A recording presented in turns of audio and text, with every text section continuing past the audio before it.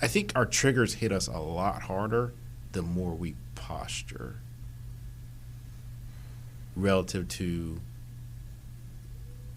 the more we're vulnerable. I think it takes time. It takes... Welcome to the Enso Project. This is a podcast for people engaging in the never-ending process of expansion and growth. So the purpose of this podcast is to expand and grow through awareness, introspection, and stillness. We fundamentally understand that relative to all there is to know, we know relatively nothing. So with this in mind, we will consider and reconsider interesting perspectives, ideologies, and strategies for the purpose of self-actualization.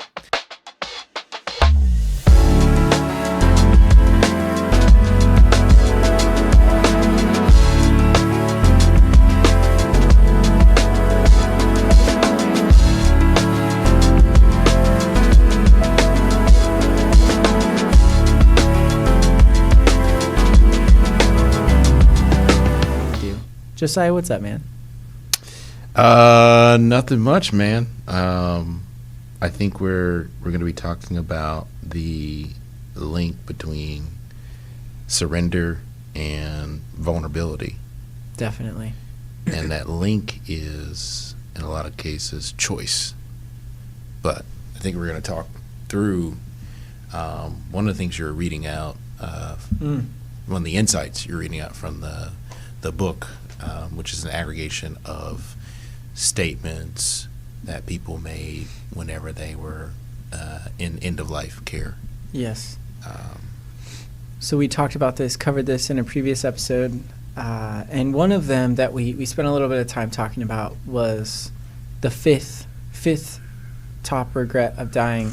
I wish I had let myself be happier. Mm-hmm. So we were talking about how there's choice there. Mm-hmm. You know, that these individuals recognize that there were no circumstances in their life that prevented them from being happy aside from their own choice. And I just want to make the distinction here. Yeah. No circumstances that prevented them from being happy when it was clear that they could have been happy. Right. Yeah. And we could definitely go down the rabbit trail of, are there any circumstances that can truly prevent you from being happy? And I think we find no shortage of spiritual teachers that would say those don't exist. There are no circumstances under which you cannot be happy, because happiness is a frame of mind. Mm-hmm. And we can find happiness in the most dire of situations. We're both very big fans of Viktor Frankl's Man's Search for Meaning. Yeah. Thank you. Mm-hmm. And that, I think, is like, that's my go-to when I think about, can I find beauty in this situation? Can I find meaning and purpose? Mm-hmm. Is there fulfillment on the table here? It's just really hard to find a set of circumstances as dire as what that man and many, many others experienced. Yeah. He found it during the middle of the Holocaust. Yeah. I mean, that is, yeah. It's so far. We just don't have the reference points handy, to really understand what he was going through. Gratefully. Oh my gosh. Yeah. Yes. I don't have those reference points. We wouldn't wish that on anyone. Right. But we were able to read his perspective and try to imagine what it would be like, as painful as that might be. And then that helps us to deepen the level of appreciation for his ability to find happiness. And ultimately, I think the gist of it is it wasn't an ability, it was a choice. Mm-hmm. He made a choice to find the goodness in the situation. And so I really hope that we can relate this all back to a posture of the heart. And when I say a posture of the heart, I think it's easiest to conceptualize it as vulnerability, yet I strongly suspect that there may even be additional layers there that aren't fully encompassed by vulnerability. And that's why I use the terminology posture of the heart, because I think it's more comprehensive, right? But the most obvious points of vulnerability are, I feel like pretty common knowledge today, but vulnerability is not a state of weakness. It's openness to attack. So openness to be attacked. And that can just as easily be a reflection of strength, right? If you have the confidence that you can sustain an attack and still prevail, then you have the capacity to be vulnerable. I don't think that it always has to happen like that. I think that there are situations in this world that could compromise us, at least in the near term, right? That would totally change our dynamic, and we can make ourselves vulnerable to those situations knowing that we cannot withstand that attack and prevail. But what's the alternative? The alternative is closing yourself off and retreating into yourself. And I think that, like, I use the term to close yourself off intentionally, because I think that there's a limitation, a blockade, or a barrier between you and life when that happens. And I think connection is such an essential part of the human experience that whenever we intentionally put ourselves into a state of disconnection by closing ourselves off to other people, to experiences, to ideas, fill in the blank, that we cut off our supply, we cut off our source of life, that's coming in and that we can receive freely, but you can't receive it with a closed fist, is what I'm trying to get at. Can you make sense of what I'm rambling on? Yeah, so it makes sense to me. In fact, you used the word that I was going to interject, which is when we're not vulnerable,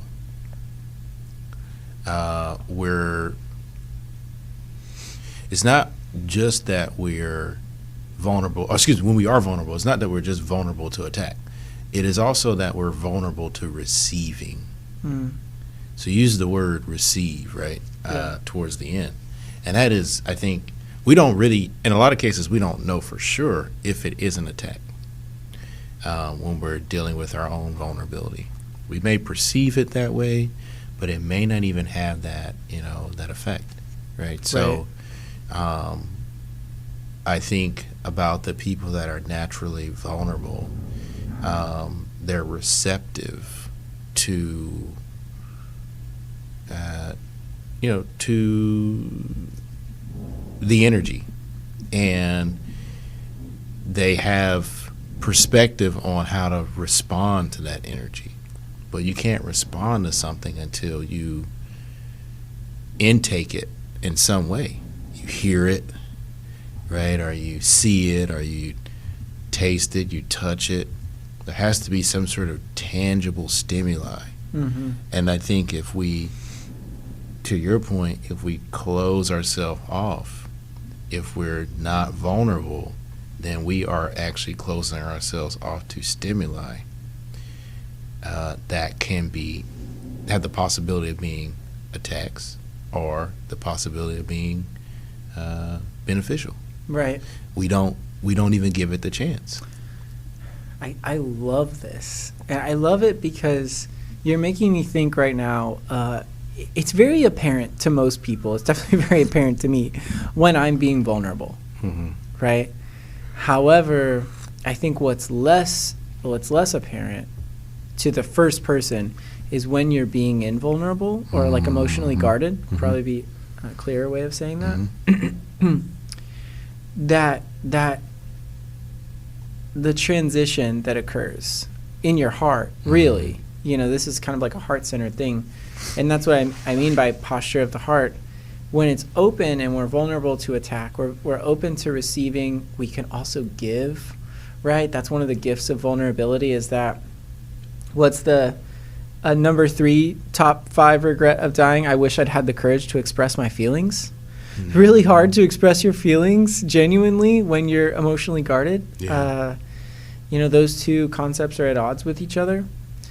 And I have been putting a lot of effort and energy recently into noticing when I am going from having like an open facing posture of the heart to like a more protected or defensive.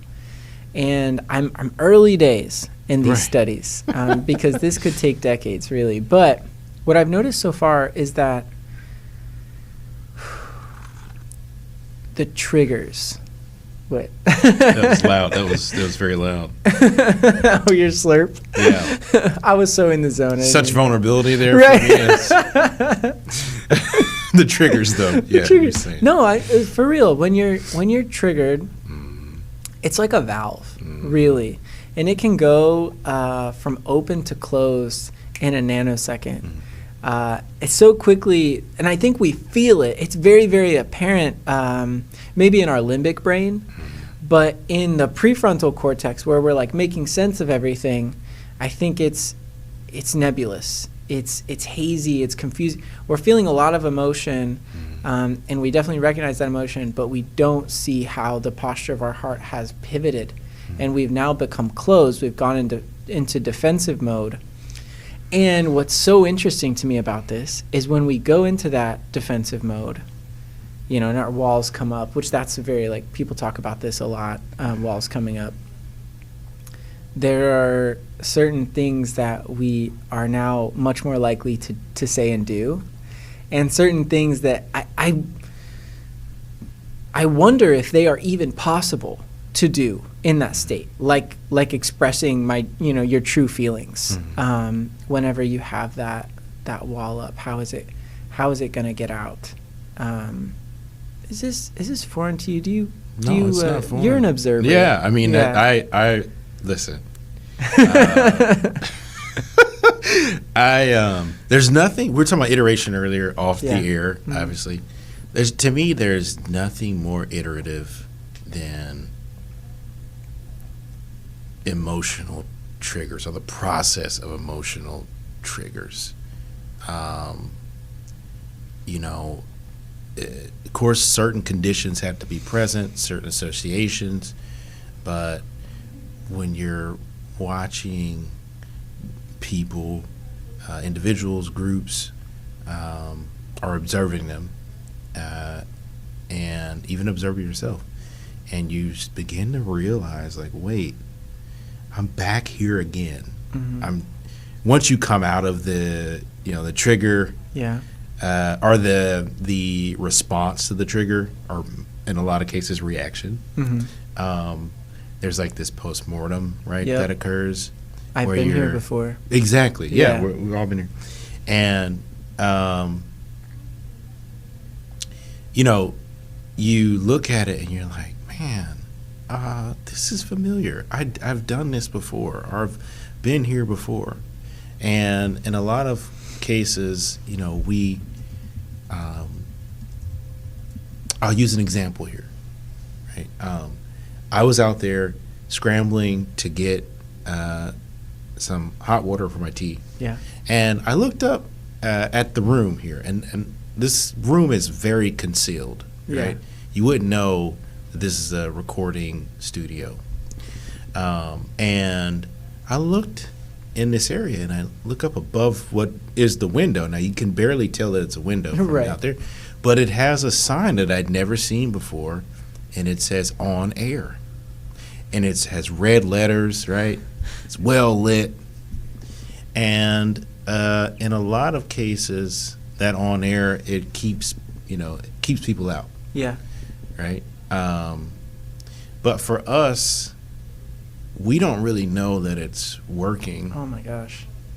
We don't know how many people, some people had to ring a bell every time they saw it, and they kept out, right?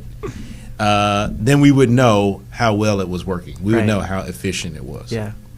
But we don't know, right? We don't know if it's working or how it's working, because we're inside. We're inside the box. Right. Yeah. And I think in a lot of ways, our emotional triggers are like that. Oh my gosh. There's like this on-air sign flashing red, and we're just, the reaction that we have to the trigger is just, we're flashing, right? We're on. And people don't know if there are 5 guys in the studio or there's one person. They don't know if they're in here doing cartwheels or if they're reading the works of whoever, right? Yeah. Like, so in a lot of cases, there's this unrealized context by the people outside of the box and the people inside of the box. And I would argue that in some cases, we're both. We're both outside and inside. We're inside while the trigger is fully enacted. Right. Right? But when we have to do that post-mortem evaluation, where we have the chance to be outside and to say, like, man, I see this sign that was well lit, and I've seen this one before. And now I know someone or something is in there that I need to explore. Are you familiar with the term flesh memory? Flesh memory? Or I feel like I've heard that. You know, the first place that I heard it, which I'm so excited because I'm about to embark on my annual pilgrimage to Harry Potter land. I'm gonna watch all the movies. Nice. You know, it's that time of year, but they talk about it they're like the snitch. It has flesh memories. You know, and a flesh memory it's a memory that is stored in your in your body, not necessarily in your mind. So you experience it viscerally. It's like a smell, you know, or something that someone might say to you that your parents used to say. It's very when you experience it, you know this is a different kind of memory. I can feel it throughout my body. And I think that I love your metaphor for the on air. You can't see it from here. You can't see it, yeah. And like, we can't see the signals that we're sending out whenever we get triggered. Right. You know, but we can do the postmortem after, because that flesh memory, the feeling of like, my walls are up right now. Yeah. My My walls were up, and I think that may be part of what contributed to the way that I behaved in this context. But in that moment, you're totally oblivious to it. It's apparent to others, though. And I think it also limits the scope of possibility of that situation, which that is so interesting to me. How the posture of our heart could literally kind of handicap us in a way. You know, suddenly we are less able to engage in authentic expression. And we're also, and this is like the sad side of the situation, as if it wasn't sad enough, right? But we have a much harder time receiving love. Yeah.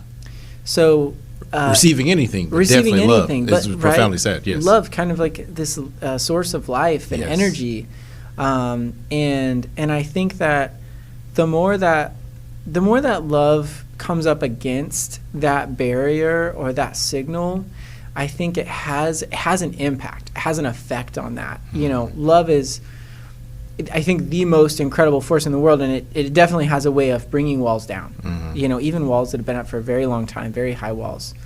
But in the beginning, this is a process and it takes time.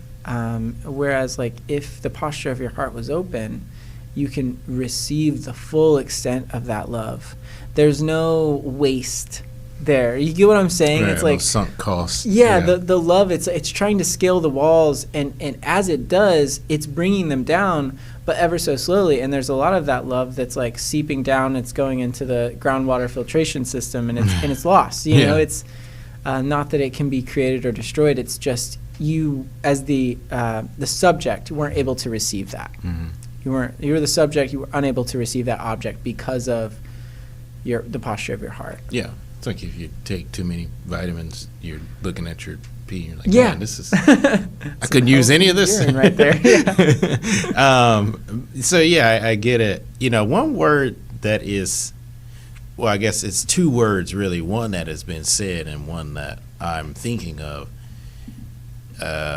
in relation to the heart and being able to receive anything is posturing. Ooh. Right? So when I think about posturing,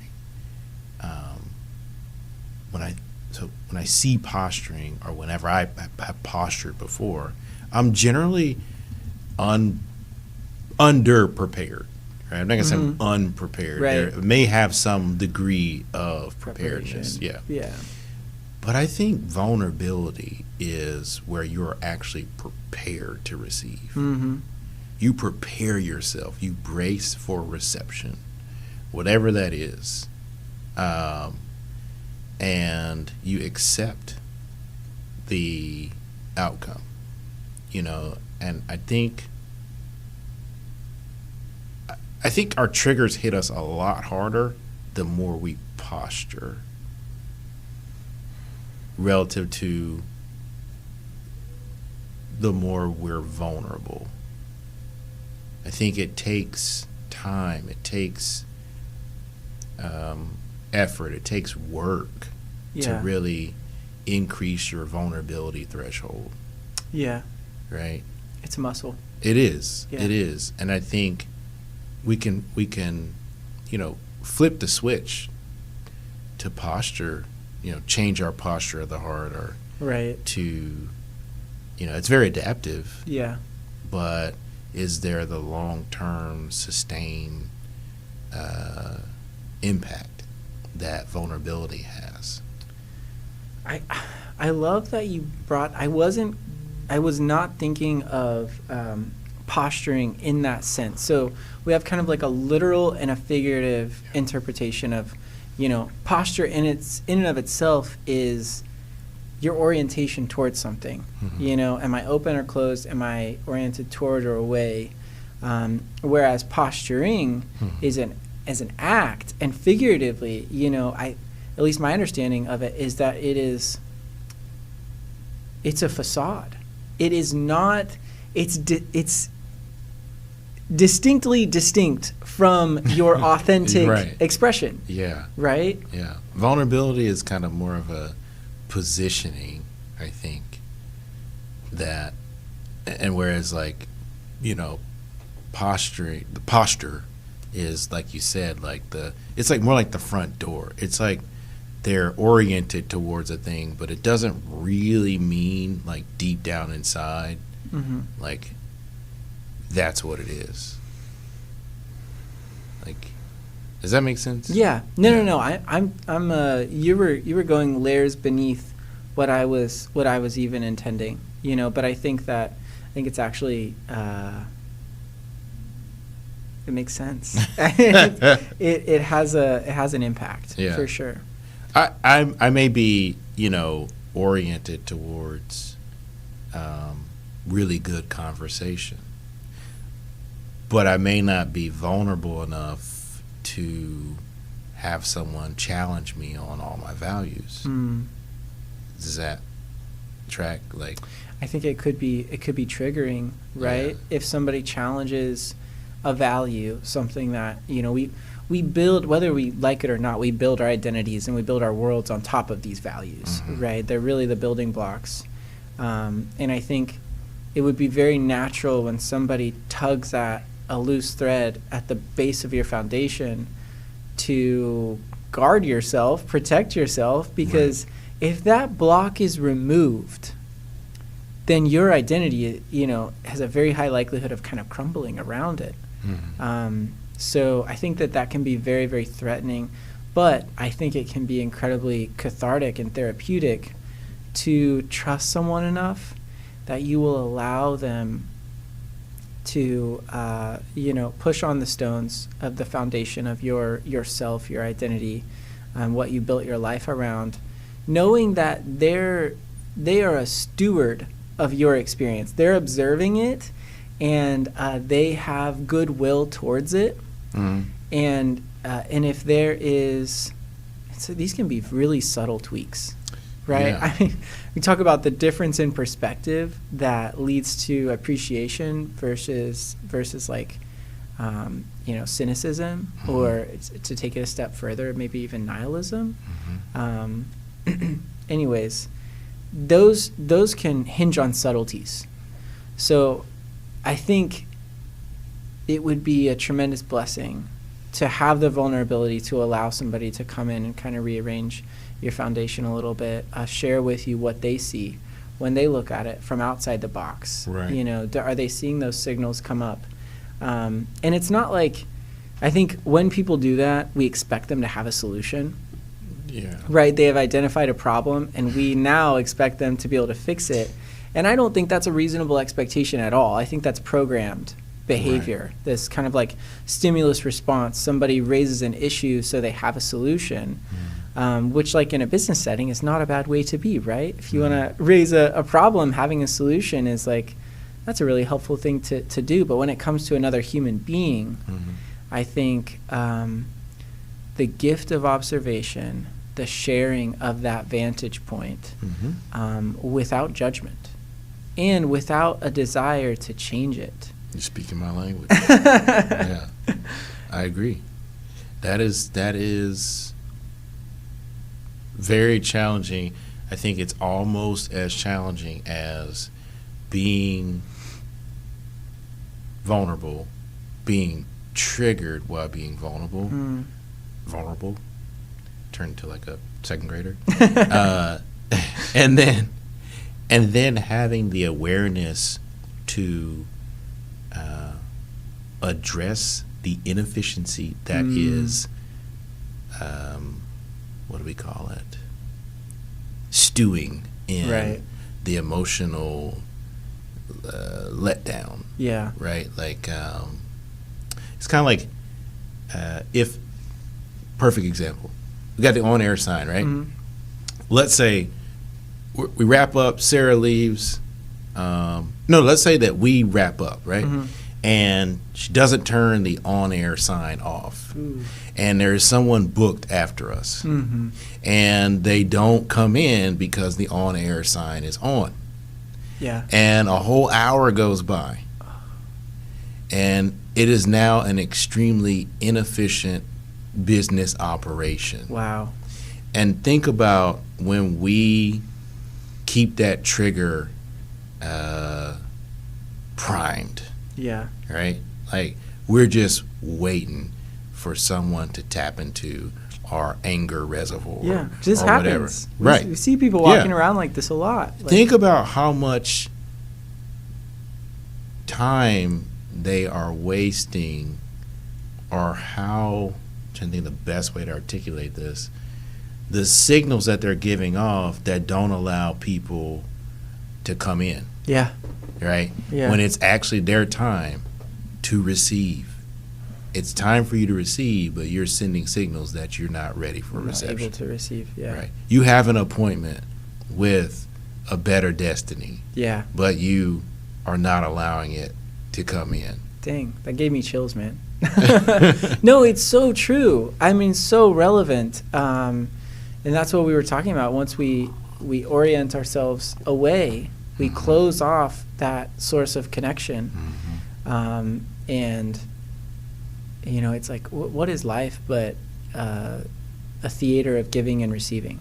I mean, it's really, you know, that's our contribution. And we have to receive in order to sustain ourselves. So when we're like, what a tragedy. Well, we go decades. I mean, my goal is to, you know, you evolve every time, right? Every time you receive something, every time, you know, if you think about, and this may get a little too broad here or too deep, but, you know, everything that is on this planet that is bioorganic is the result of something absorbing another thing. Oh, interesting. In some way, right? Does that track? So far, there's a lot of things. Right, but I mean, over a very long time. Yeah. Yeah, I mean, so my point is, all things came from one thing. All things. Okay, yeah, just to help people conceptualize that. Yeah. So we had to find food to survive, and in eating certain foods in certain areas, there are little nuances or tweaks to our biology. Right. Right. That's known fact. Yeah, absolutely. And so, you know, we had to receive, and that's a very simplistic way, but they're there are emotions, there are situations that we received as entire groups, right? Yeah. That changed the way we behaved, that then in some way impacted our biology, impacted the way we perceive things, right? So when I think about that on a very micro level, in our most, specialized and acute relationships, our marriage, right? Our significant other. When you go from the inception of the relationship to where you're currently at, everything that you perceive with this other person or of this other person, even if it triggers you, is a direct result of your willingness at some point, not now, but maybe back in the past, maybe even if it was a day, to fully receive them, right? And and I think the result is based on how long it took for you to, set your trigger aside or process your trigger where you could then fully receive what they had to say or what they were showing you. Wow. And then how detrimental or maladaptive that can be to a relationship, to a business deal, to whatever, if you can't put your stuff aside. Oh yeah, right? No, it will kill the deal. It shuts it down, and we see this with marriages all the time. I think, one of my greatest aspirations in the context of my relationship with Rachel is that I can be triggered by her, and put my guard up, because that's gonna that happens pretty much instantaneously. Notice it and lower my guard. And this is like I think we've all been here. This is a very if you have been here, you know how painful it is. Yeah, it is. To be triggered, your walls come up, and then you make the conscious decision to lower those walls. And at that point, you're kind of like bracing for impact. Like this is, and guess what? I don't know about you, but my experience has been there's some pain there. Oh yeah. And it's gonna hurt. It's gonna hurt. But it's kind of like, this is kind of like a rudimentary example, but like removing a splinter, or just cleaning a wound. It's going to be painful, but it is incredibly beneficial. And I so aspire to bring that into our relationship dynamic to the greatest extent at which I'm capable. Right. Because I think that there's real magic that happens whenever we do that. I think, and you and I have talked a lot about this, but the act of processing. Right. Processing a trauma, processing an event, processing a disturbance, whatever it is that you want to call it. Because we have these traumas that get stored in our body, stored in our psyche, and then this is literally the premise of a trigger. Yeah. There has to be a stored trauma for you to be triggered. Right. And it's just poking that wound that never got cleaned, but got buttoned up, and it's now festering. So I'm like trying to pay more and more attention to that, and then, as painful as it is, opening up that wound, letting the air hit it, and it see the light of day, and that's kind of like a bare your soul type of situation. It is. It's vulnerability. It's vulnerability, big time. But it leads to evolution. It does. Maybe it doesn't lead to direct evolution, in terms of the relationship immediately, right? But in an indirect way, it does over time. Yeah. If you are taking care of yourself, right? So, and the whole thing, the reason I brought up the whole ingesting, right, like to evolve over time, is because, it's my goal to not recognize myself from second to second. Oh, wow. I want to be able to process an event and the emotions and anything that I would receive as fast as possible. I don't want to hold on to anything. I want to be a conduit. Yeah, right. Because that's essentially the rate of your growth, your expansion, your transformation, your evolution. Right. I look back and I'm like, man, there are things that took me 5 years that, what was I doing? Yeah. That's how you always look back on it, right? It's like, what was I doing? That doesn't make sense. But I still know that, like, there are things that I'm working on that they've been there as long as I've been conscious. Yeah.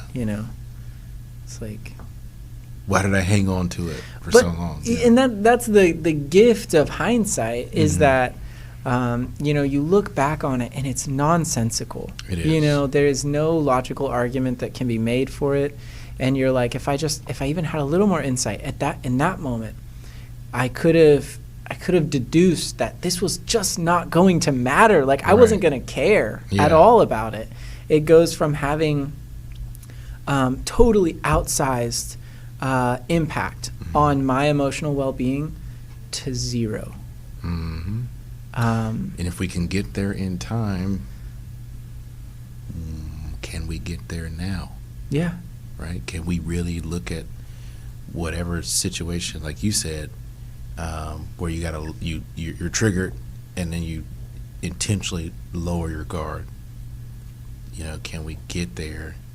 And how fast can we get there? How fast can we get there? Yeah. I think the can we with almost any question that you could ask, the answer is almost always yes, right? I think a really productive reframe is how might we? How might we? And I didn't What's come the process, up with this. right? Right, how? yeah, yes, but exactly. just like if we're gonna take our blinders off and say like, how, if this were to happen, let's just take for granted that it's already happened. How might it have occurred? Yeah. And that's an incubator. Yeah, for solutions. Right. Yeah. I mean, is it like, is it really just the turn the other cheek? Is that really as simplistic as it gets? No, I don't think that is like the process, right? But there is a process.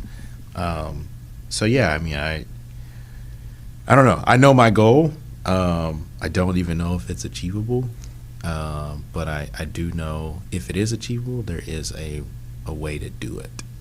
And if I figure it out, I want to document it as, quickly as possible and get it out there for people while I'm alive, hopefully. I have faith in your ability to do that. I kind of liked how we ended with a question in our last episode. So I'm gonna pose another question, if that's cool with you. Mm-hmm. Mm-hmm. How might we get better about noticing when we're triggered and what the roots are of that trigger? And can we explore the possibility of reopening? Because I think we're going to close automatically. Mm-hmm. Can we explore the possibility of reopening in that moment and facing the consequences? You're strong. I know that you're strong, but no matter who you are, there is some strength there.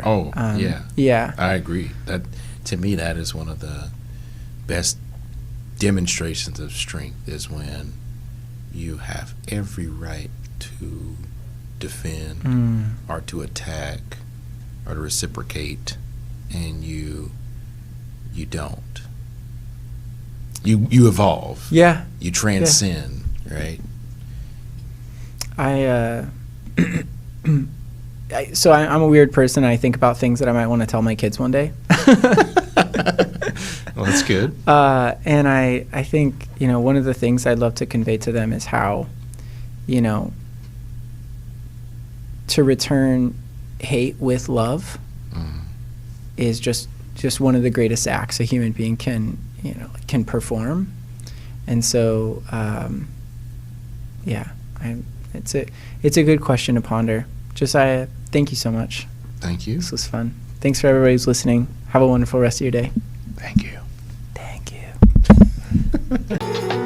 The Enzo Project is brought to you by Bolt Human Capital and Noon Holdings. Edited by ELE. You can find the Enzo Project on Spotify, YouTube, or wherever you listen to your podcasts. Music, the song Full Bloom by Jewel and Nua Mina. You can find them wherever you listen to your music.